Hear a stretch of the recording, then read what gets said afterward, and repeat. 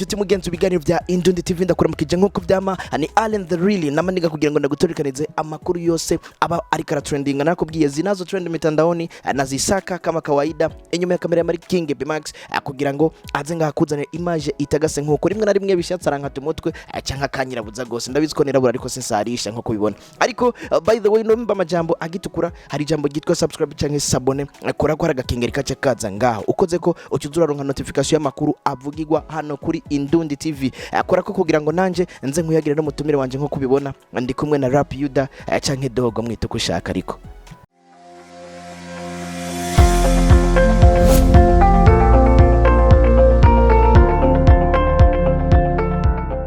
Inshuti mugenzi nkuko nabikubwiye ndi kumwe n'umuntu sinzi mvuga umutumire canke iki kuko nije namusanze ahubwo reka rero tuze kuyaga bimwe mu biko ravugwa inyuma yo kuririmba indirimbo impa ampiki amuhiki wewe waze yuko ari giki ariko nkundira tubanze tumuramutse gira kana kuramutsa ni big face on the floor mambo vipi yo wagwan brother umeze neza ndameze neza nawe urameze neza jewe ndameze neza kandi ndanashima amakuru y'imisi ni sawa turamutsa nawe ariko aradukurikirana yeah man bless everybody ni Rap Yuda canke Rap Goliath bamwe na bamwe rimwe na rimwe yubise Dog bacha kugira ngo je ntunyite Dogo ni big face imisi yari myinshi tutariko turaganira hano kuri Indundi TV ariko hari byinshi byagiye birakogwa ariko nabaza katagahari nta mihari man je ndumurasta ndo muri famille ya Bob Marley ba Peter Toch na Tonto urabibona ariko rero nashaka ndakubwire ko ata muntu numwe ari kuriwe kunyita Doga ngera kunyo ndabisubiyemo ugize kabiri ndabikubwira ukabuzi yuko wewe tureha urabire kuri ariko uzi kungera mu kwaca nkikunyo stop kabisa yeah man Dogo n'umuntu ushobora kujya amenyo mu mutwe uragabishijwe wewe nibaza yuko kwari kugabishwa ariko big face on the floor ibikorwa rero byaragiye biraba inyuma yagiye nawe kuza kuganira kugabisha babandi bakwita Dogo bagera mu kwaha ibintu nk'ivyo nyene big face gatoyi ku buzima wari urimwo kuko Kigali warayizungurutse kandi haragiye haraba ama interview haragiye haranavugwa byinshi turaza kubigarukako gatoyi mu buzima wabayeho Kigali inyuma yo kuririmba indirimbo udisinga abarapa b'abarundi n'abanyarwanda ubuzima bwa big face Kidogo Kigali bya byifashe gute ubuzima bwa big face Kigali bwari fresh kubera banyakiriye neza aba journaliste bose bashoboye kunyakira Imana bahezagire kubera barerekanye nyene one love barerekana ko ibikorwa ndimwo kabisa nyene bibashimisha n'abanyagihugu harimo bari bafise imihari nk'ikora difference ariko mu nyuma barabitahuye ko ari business barabitahuye ko ari challenge kandi atangorane nimwe Jevre gihe cyose namazeyo nongera nshimira kandi na Tom Close yanyakiriye bien ntako atakoze kugira ngo ibintu bigende fresh indirimbo iri kwiraca ku ma TV atandukanye twakoranye n'umuproducer akomeye Mariva arazwi cyane mu bintu by'ama video n'umuproducer yakoze audio Nox Beat arazwi cyane yarakoze indirimbo zarabaye hit nyinshi urumva ivyo byose rero ndabishimira abo ba producer bose nshimire na Tom Close n'ama media yose yo mu Rwanda banyakiriye bien bamwe bavuga ati gukora indirimbo disinga abanyarwanda ngo hari ufise target kugira ngo ni wakora indirimbo yikoranye n'umunyarwanda bize bigira ico byunguye bifese we abivuga kwiki ivyo bitwaye imyaka 2 narayiririmbye umva iyo target itabaye expire kweli uko bigenda kose siyo target nari mfise jewe imisi yose namandiko ndavuga umuntu wese afise confidence n'akazi kiwe sinibaza yuko target yiwe bariyo nukwerekana gusa icyo ashoboye cico nshoboye naracerekanye kandi ama interview yose nakoze mu Rwanda barabigarukana cyane gose nkabwiza ukuri yuko atanzigirimwo ni juste ko je mfise confidence n'akazi kanje kandi je nagize comparaison ya rap yo mu Rwanda niyo mu Burundi sinagize comparaison ya rap yiwanje ni y'abanyarwanda navuze y'abarundi n'abanyarwanda kandi birazwi neza ko rap y'abarundi ikomeye cyane kurusha y'abanyarwanda nabone barabizi rega ariko inyuma yaho wagize comparison mu nyuma cyuzura vangatiranya abanyarwanda n'abarundi bose bashira munsi yawo nico gituma rero birarekuwe je urumva bakubwiye Rap Yuda ntamenyego jewe ntaho nimiriwe n'umushinwa no mudisinga yego kubera ko je umuziki ntugira limite rega ni nkuko noshobora no kuvuga n'ingorane zabaye par exemple muri Somali kandi ndi umurundi kubera ko muririmbye n'umuvugizi w'abantu bose essentiel nuko ushobora kubivuga mu rurimi batahura nta kindi tu ngo n'umushinwa muririmba hagiye haravugwa ngo abiyise ba rap barigaburiye bihaye ibihugu babona yuko biri hasi cyane muri rap kuki batigeze bajabuka ngo muri Tanzania bivuze ninde bivuze ivyo no ivyagiye biravugwa na Bizo weze yarabisubiyemwo ngo mwihaye abagiye baradisinga bavuga ko arabambere mu Burundi no mu Rwanda baravye ibihugu biri hasi cyane muri rap atarabi none wewe n'umubembe harono ni uce mubaza ko nigo okay none wewe mu gihe ashobora kuvuga yuko biri hasi nawe akabazi neza ko ari mu bihugu biri hasi ariko Jessica ndabibona urumva mbona yuko icatumye ndabigira narinzi yuko ndiko ndamuvugira kumbe nakoreye ubusa ngo rap mu Burundi yaratitutse ntiyakiri ya rap yakaranga kuko akaranga mutima yatitutse kubera ko iwacu barayikunda cyane akaranga ku mutima ka rap kuri Bface ni kwanza nashaka ndakubwira yuko hatituka ikintu cigeze kuba kiriho mu gihe kitigeze kibaho cyo tituka gute sivyo nashaka nkubwire kubisanzwe ikintu cyose ugikoranye inzigo uragira ingorane mu mutima wawe rero uko bigenda kose ubikoze nka game ubikoze nka business urabona n'ingene n'Imana bihezagira tu bigendanye ata ntambamye na zimwe zirimo rero uko bigenda kose nashaka nkubwire yuko umuntu akiri ico yagwaye canke ikintu nkuko wari ubivuze gitituka ari uko cigeze kugira n'uburyohe hari gihe rero n'ico kintu ariko aravuga kitigeze kibaho no kubaho ni nka kujya uzumva umuntu yadutse akavuga ngo jewe ngo bafanzi banje ngo nashaka ndabwira yuko je ngo ndahevye umuziki ugasanga uwuhevye utarigera unawutangura ni kibazo gikomeye cyane rero abantu nk'abo je ugasanga ngo abafana banje ngo nimusimba umutima ugasanga uri kubwira abantu abafana bawe ni famille yiwawe ugasanga nabo bafana nta nabariho uravyumva nukubanza ugakora d'abord ukabemeza bakagira ico bakuvuga ko apana kuja ngaho uri bujije abantu ntibikwiriye iyo focus bayita fondation yes man Bface ntararandira tutarava muri rap akaranga mutima ko bwa Bface ka rap naka akaranga mutima je sinzi ko mbaza akiwanje canka kabarapere bose kwera ko je mvuga uko ni rap muri rusange rap irafise imizi yayo bo akaranga mutima nuko umurapere kusanzwe ategeza kuba nk'umurasta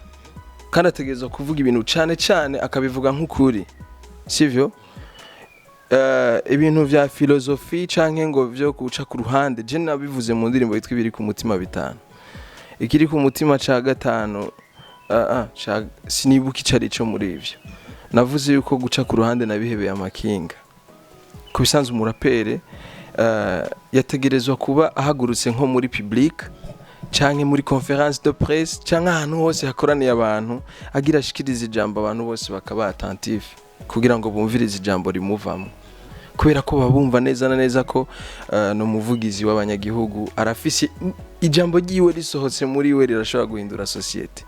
bo umurapere rero ategezwa kuba nk'umurasta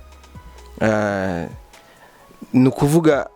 abafise uruhara runini cyane muri societe mu gihugu cyane maze kubona ko mu Burundi atapawa nini umurapere agira ariko wumvirije na lyrics z'abarapere n'abantu bafata umwanya wo kwandika ariko abantu bahabwa agaciro cyane n'abantu biririmbira ubutumwa bw'igipande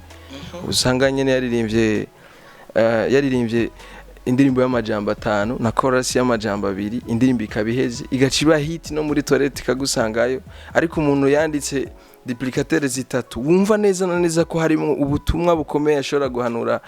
abantu bashwanye bagasubirana umuntu ashobora kuja hano hari kiriyo akabaremesha bariko bararira bagasubirana nyene bakagira imitima ituje urumva ugasanga uwo muntu nta power na ntoya afise habaye ibiteramo bikomeye akama haboneka abandi barimba ubutumwa bw'ikimanyi kawaida intuze indirimbo ni kujya kwandika ikete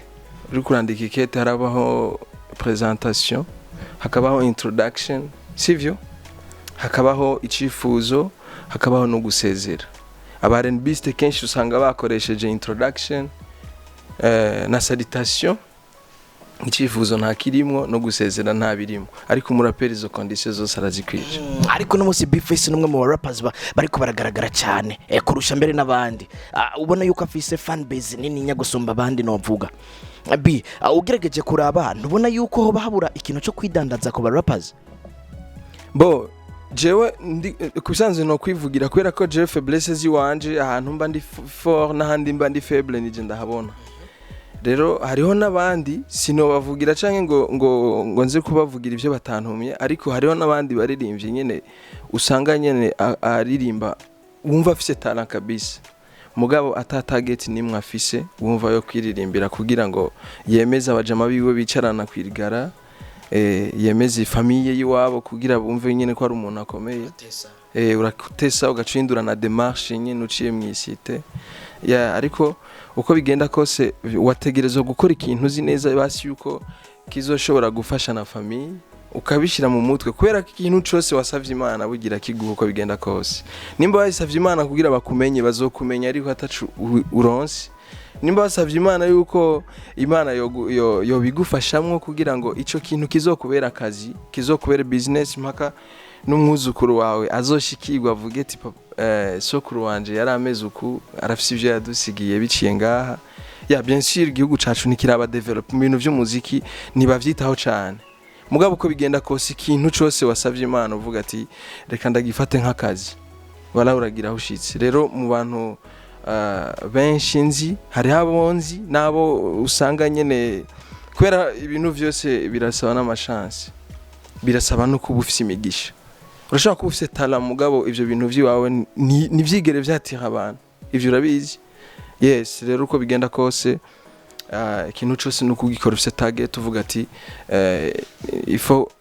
ifo ko jiwe basi ndabikora hamwe na famille yanje zona kuko ni kenshi abavyeyi bo ngaha batigera baha agaciro umuziki kubera abonye n'umwana wiwe agiye kuririmba avuga ataramumanirije famille bamufata nk'igicibwa ariko mu bindi bihugu umwana ariko araho hatora micro baca mutwara mu ishure kugira ngo ubumenyi bwongerekane ariko hano siko bimeze mugabo uko vyagenda kose bari bakwiriye kuvyumva neza na neza ko umuziki arakazi nk'ubundi kubera ko nta mwuga udakiza kiretse wo kuroga wonyene gusa rero ndibaza kuzi abarimvyi benshi batunze amafamiye batunze n'abana batazi bafise amarerero bafise ibintu vyinshi cyane nibaza ko ufise ama example natwebwe umunsi igihugu cacu cateye imbere kuvyerekeye umuziki n'igihugu kikadushigikira kikamenya ko umuziki ari ikintu ca mbere giteza imbere igihugu wallahi hazogera igihe kigega ca leta kironka ikori bivuye ku mu artiste hama mu artiste agira ico afashije famille nawe nagiri ingena bayeho neza ntibizokwamenye nari ibintu byo kwiryohera badufata nk'abavayu kuko image baduhaye bazi ko umuririmbyi wese w'umurundi guhera kubakera gushika no kuri no munsi bazi ko ari abantu banturumogi bazi ko ari abantu basambana bazi ko ari abagwanyi bazi ko ari abantu nyene bafise imico nyene sinzi yo mwibarabara gusa ariko uko bigenda kose batahure neza na neza yuko umu artiste umuririmbyi ari nka kujya ku mudokter yotonda muri office yiwe nka kujya ku mumekanicien afise garage atondamwo agatunga famille n'umu artiste akwiriye kubaho nkuko nyene urumva bakamubahiriza ariko aho bipfira ni bwa bukene dufise urumva yaba dufise yaba mvuga ati je no munsi twahuriye n'umudandaza kanaka bazi nyene nk'umuntu akomeye nka Sioni par exemple sivyo afise nyene amahera menshi duhuriye muri bank je ntwaye nk'imiliyoni 100 kuri konti nawe atwaye miliyoni 100 zikuye muri business ziwe nanje ndazikuye mu muziki aho arabaye ico bita respect ntasubira kumfata nk'umuvayo aca avuga ati kumbe vya bintu birakomeye bwira mugenza ati ibintu birakomeye cyane bwira mugenza ati ibintu birakomeye cyane ni Bface on the floor rap yuda canke rap Goliath mwita uko bishaka ariko yakuje kumwita dogo uzi yuko mugira mu kwaha Bface no musi indirimbo impa ni juste tuba turiko turablaga naco bitwaye man ntangorane naco bitwaye fresh dog bless ayina no madogo na Bface no musura sohoye indirimbo yawe impa uri kumwe na Tom Close namwe mu baririmbyi bakomeye mu gihugu cy'u Rwanda na cyane no muri East Africa corona yuko ari karinjira za Tanzania gukora ibindi bikogwa Bface uri kupanga gute gupanura umuziki wawe na cyane kuzana amakolabo nk'aya barundi bari bipfuza kuva kera na mbere bo mu kirundi bavuga ngo nta uvuka rimwe hama ngo yuzura ingobyi biye vyaratanguye Imana niya ntiza amagara ejo nzokora n'ibindi kubera ko nama mvuga karizo kimene kiyagaho gahambije izo collabo zose zisaba ibicano with that money nta kintu na kimwe wokora ariko abonetse urabikora kubera ko nibaza yuko umuntu yabonye icumaze mu gihugu iwanyu arazicuza kumumarira sivyo kuko nta muntu numwe azokwemerera collabo abona kwiza guherera muri telefone yiwawe arabanza kwanza karaba fan base akaraba n'ibikogo ufise akavuga teske mu gihugu cibazo mfashiki sivyo mugabo uzi neza yuko ari ibintu wakoze nivya bindi navuga byo kwiryohera uko bigenda kose yabonye icu umaze collabo irafise icifasha muri kote zose kuri urya mwakoranye nawe wenyene uko bigenda kose Tom Cruise urazi yuko ari R&Bist nanje ndumu rapper izo style zibiri ziri different kandi ntitubana mu gihugu public wanje ni yiwe ntaho zihuriye ni kuvuga dukoranye zose tuzishize hamwe nico gituma rero uko bigenda kose nivyagenda neza hazoboneka n'iyindi kubera ko abakunzi ntibaherera mu bindi nimba hakozwe iyi n'iyindi izo kurikira kubera n'ivyiyumviro biruzuye kubera n'ivyiyumviro biruzuye inyuma y'imyaka igera kuri 5 nihakwa kurenga atwumvise collabo ya Bizimana Bobakar Karom Satbi uno munsi haratanguye kugaragara amafoto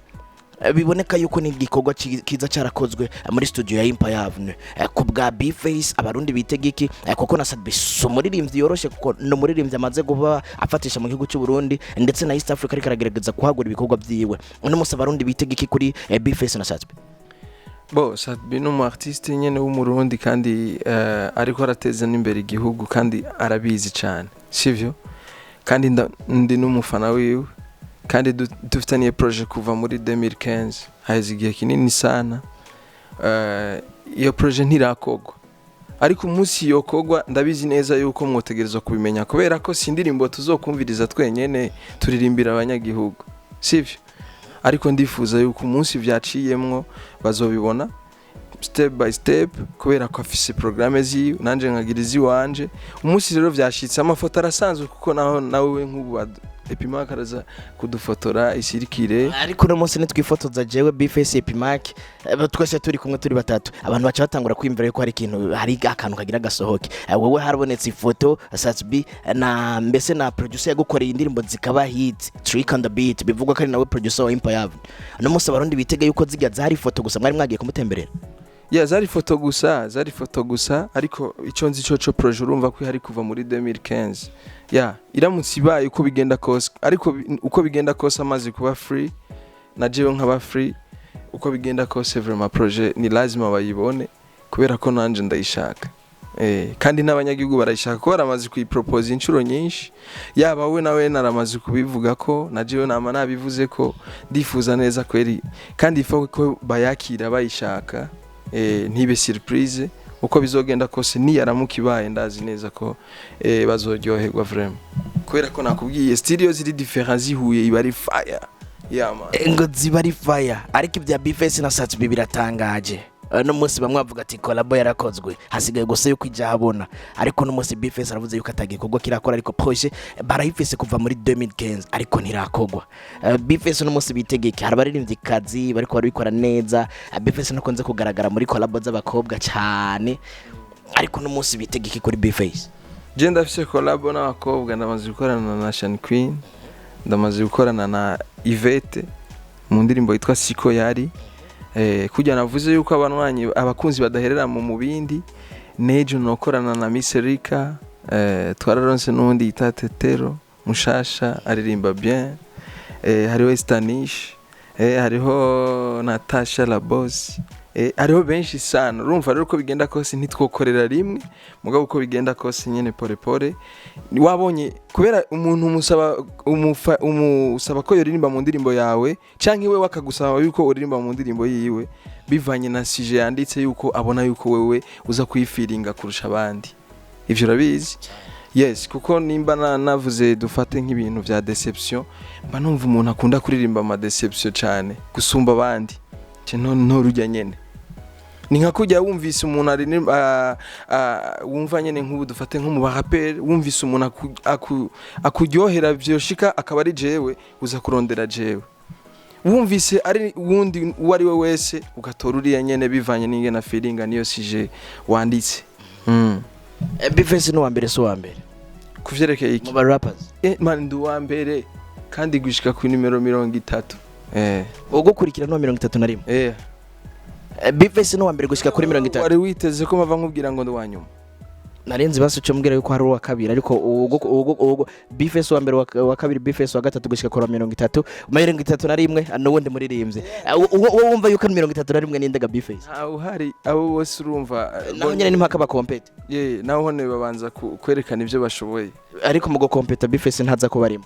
ariko wumva ariko nshuti yanje representant na directeur ntaho bihuriye uravyumva ivyo bigenda ubizi encadreur na professeur hariho difference nini cyane urumva umuplanto n'umusiti baratandukanye kandi convoyeur na chauffeur baratandukanye cyane umuconvoyeur agenda iyo chauffeur amutwaye you understand brother nuko bimeze suppose ko genda umuchauffeur abandi n'abara convoyeur bari nyuma muri kapo Bface muri Bface nk'akanonoba nta kubagera ko wifuza gushikiriza akanya ni gwawe imbere y'abakunzi bawe byutambajije ni byinshi kubera ko kujya navuze ko abakunzi badaherera mu mubindi ariko sino biheza muri no minota uko bigenda kamwe karusha ibyo bindi warushaka gushikiriza abakunzi bo akutambajije si kamwe ni twinshi ariko nako kamwe ntibikwiriye ko ndakavuga kubera no munsi jewe naje ngaha kugira umbaze sivyo hama nanje nishure wewe mbaza nishure iminota yaheze tubigarukiriza ngaha ongo blaze Bface yavuze ko ari umufana wa Sadbe Bface n'umufana wa John Calligraphy ukweli wongo ni vya vrai kabisa arani blaze Baba Jones aka baba yao arabizi sana vraiment en tout cas mu myaka iheze bamumenye nibaza yuko yatangiye kumvikana cyane gose muri 2017 2017 niho yumvikanye gose muri East Africa urumva urenze uja muri top 10 muri Africa mu barapera urumva ko umuntu akomeye cyane ngo Bface yahoze ari umufana wa Fizo nivyo nibinyoma nibirahera n'ubu buracari umufana wiwe umuntu akora ibintu vyiza ntegereza ko umufana wiwe kandi sica man numuririmbyi akora style zose kandi zinjohera agiye muri dancehall niwe yabizanye agiye muri old school ni bitube Antoine trap music niwe man R&B umuziki uri professionnel nyene live music arafise guteramisha abantu amasaha tatarenga none umuntu ureka kuba umufana hama ngucugirike cupo eshatu nyene Bface n'umufana w'indirimbo Dogo no munsi nejo hazoza nivyo nibinyoma ni indirimbo iryoshe sana flow nziza man keep it up to Fabiola wagwan brother man Bface nkamwe twabandanya tuvuga ntitwoheza ariko step by step turi ko ijisho n'ingohe ndagushimira ijo kirundi uvuze ni kirundi canke turi ko mwijisho n'ingohe urumva kari sambamba okay shahuru umukomedie vraiment ego ariko ndagiye cyane kuri no mwanya mu mpaye Imana ibahezagire Indundi TV abantu bose bariko baradukurikirana bazi barongereza aba followers babe benshi cyane bazi bariyongera niho n'ubutumwa dutanze bushika kure cyane sivyo none abantu bari USA abantu bari Canada Norvege hose nyene utaraheza uravuze abantu bari Canada tuciye twumva diaspora umugambi ufise kumenyekanisha ibikorwa byawe no kugira ngo diaspora itangure kugutumako ufise umugambi waha kuri diaspora jewe kubisanzwe uko bigenda kose nakubwiye yuko with that money ntushobora gukora ikintu usanga gifite amalimite ariko hari aba sponsors bahari kugira ngo baguma bakurikirana ibikorwa byanyu ono munsi nimba bari aba diaspora canke abanyagihugu b'abarundi baba hanze batanguye gukunda ibikorwa vya Bface no kuvuga ntibo gutuma ko hama ngo baca baza babatumye ko Bface baca baza kudutorera certificate kandi bari bashaka Bface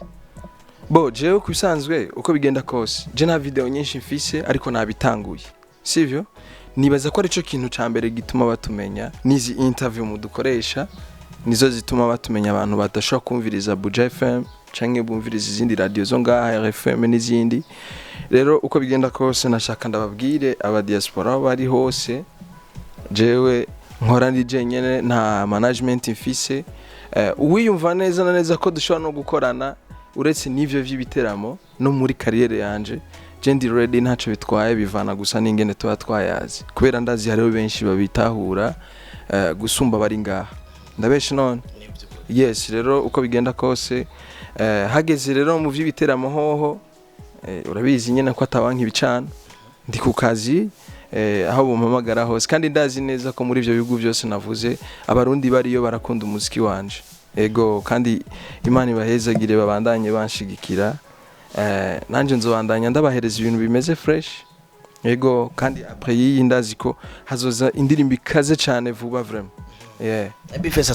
asante sana pia brother yeah man asante pia wewe mpenzi mtazamaji wa Indundi TV nari kumwe na Bifes on the floor twayaze ibintu biryoshe sana nkamwe tora bino interview wallahi wabucitswe ariko reka ndakubwira yuko yahaye ubutumwa bukomeye cyane abavyeyi ndetse n'abanyamitahe bakorera hano mu gisagara cya Bujumbura ndetse no hanze y'igihugu aratumira akuza gukurikirana ibikorwa vyiwe cyo simbira kuri channel YouTube hejeje kuraba bino video urabe video yiwe imeze neza ari kumwe na Tom Close indirimbo impa ikiri nshasha cyushenga kugira ngo nabandi bagomba bashikirwa n'ibikorwa Allen the really behind camera King Epimax ubona yuko vyamabiri fresh ariko ngaha mu minwe mfise na award mu rapper uwo mwaka ariko sigwanje ntuhavukanguka asante sana